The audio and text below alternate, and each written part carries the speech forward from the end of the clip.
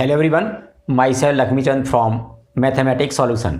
आज मैं डिस्कस कर रहा हूँ equation of a straight line in a space means 3 dimensional geometry.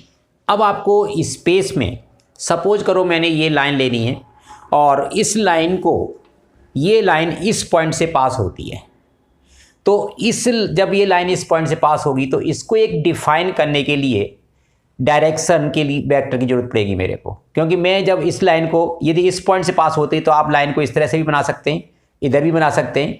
तो इसकी डायरेक्शन फिक्स, जब मुझे लाइन ये चाहिए इसमें से, तो इसको फिक्स करने के लिए मुझे एक पैरेलल वेक्टर की जरूरत पड़ती है।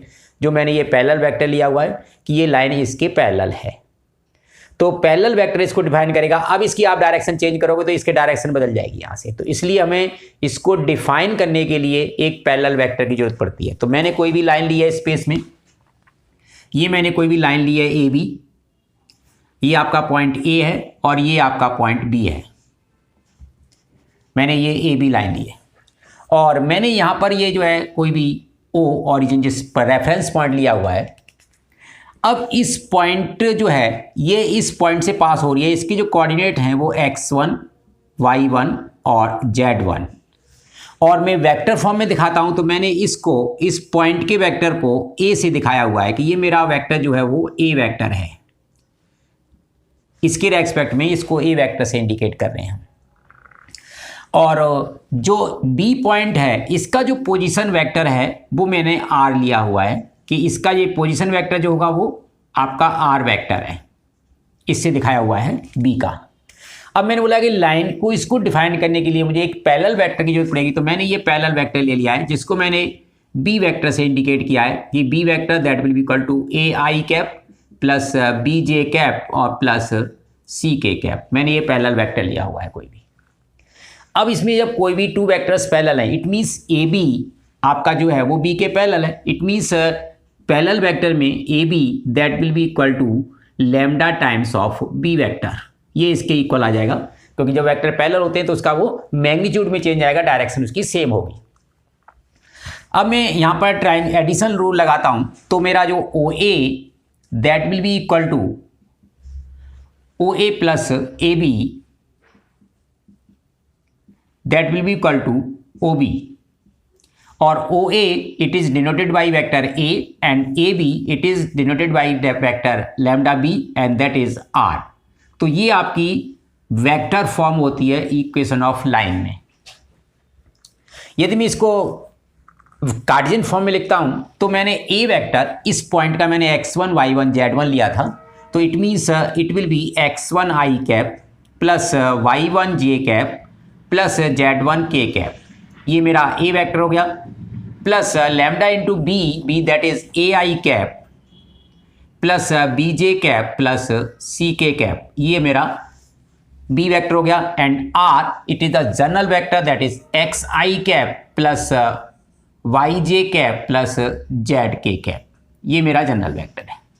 अब मैं यहाँ से इनको मैं इधर ले जाता हूँ, तो means lambda into A I cap plus B J cap plus सी के cap that will be equal to, ये आई उधर ले जा रहा हूँ तो ये x minus x1 I cap plus y minus y1 J cap plus z minus z1 K cap.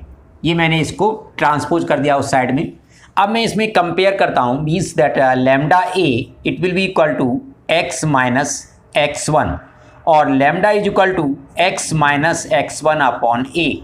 Similarly y minus y1 is equal to lambda b and lambda is equal to y minus y1 upon b and z minus z1 is equal to lambda c, then lambda is equal to z minus z1 upon c।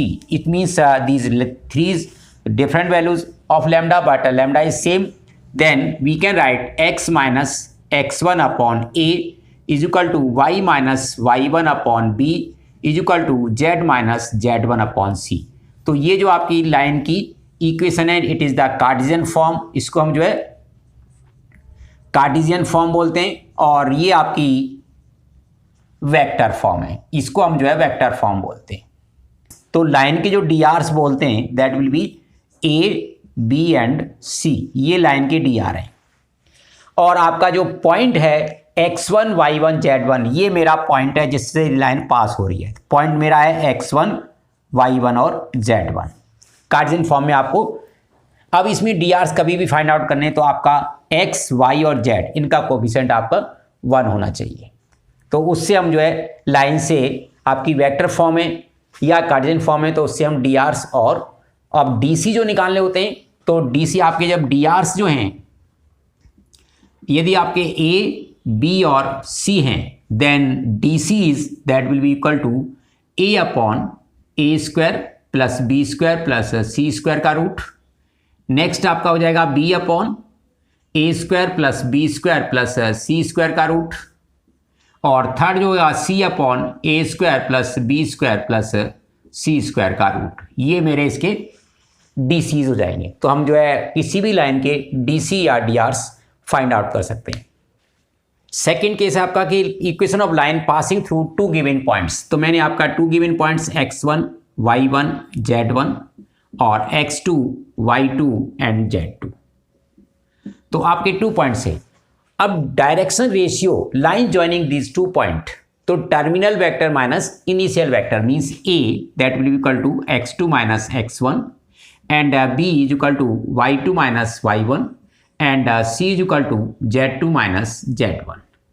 और आपने अभी equation पढ़ी थी कि हमारी जो line की equation होती है it passes through this point means x minus x1 upon a is x2 minus x1 is equal to y minus y1 upon b is y2 minus y1 and is equal to z minus z1 upon z2 minus z1। तो ये मेरी equation of line passes through 2 given points. तो केवल आपकी 2 form से equation find out करने के लिए 2 पॉइंट से लाइन पास होती है और 1 point and having D R's, केवल 2 फॉर्म है।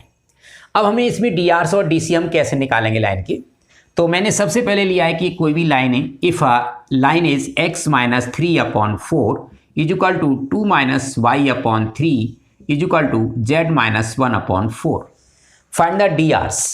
तो अब सबसे पहले कभी भी आपने डी आर्स फाइंड आउट करने तो डी आर्स के लिए आप coefficient of x y and z, coefficient of x y and z, ये आपको इन पर फोकस करना है। These coefficient should be 1। तो देखो यहां पर मेरा कोफिशिएंट 1 है, यहां पर मेरा -1 है और यहां पर 1 है। It means to make it positive we will take minus sign common. तो इसमें से मैं माइनस साइन कॉमन लूंगा तो ये x minus 3 upon 4 is equal to, इसमें से माइनस कॉमन लिया then it will be minus y minus 2 upon minus 3, जो कॉमन लिया था मैंने वो नीचे कर दिया है, और is equal to z minus 1 upon 4। Therefore D R's, अब आपके जो डी आर्स होंगे means these numbers which are in denominators, so 4 minus 3 and 4, so these are the D R's of the line. अब कह रहे हैं कि find the point from which this line passes, तो जिससे आप पॉइंट निकालना है जिससे लाइन पास होती है। तो आपका जो x से माइनस हो रहा है दैट इज मीन्स 3, y से माइनस हो रहा है आपका 2 और z से माइनस हो रहा है 1, means this line passes through the point 3, 2 and 1। तो ये इस लाइन से, इस पॉइंट से पास हो रही है। तो डी आर्स भी निकल गए आपके, पॉइंट्स भी। अब डी सी निकालने तो इसका मैं पहले a square is 16, b square is 9 and 16, so root of this that will be 32 41, root of 41 means DC is, these will be equal to 4 upon root 41, next is a minus 3 upon root 41 and 4 upon root 41। ये आपके DCs हो जाएंगे इसमें से। तो हम इस तरह से DCs भी निकाल सकते हैं, DRs भी निकाल सकते हैं और पॉइंट भी निकाल सकते हैं जिससे आपकी लाइन पास होती है। तो ये आपका इसमें अभी लाइन से हम डी आर्स कैसे फाइंड आउट करेंगे, डी सीज कैसे फाइंड आउट करेंगे और लाइन की इक्वेशन निकालने के लिए हमारे पास कौन कौन से फॉर्मूला है। The next part of this we will discuss in next video. Thank you for watching.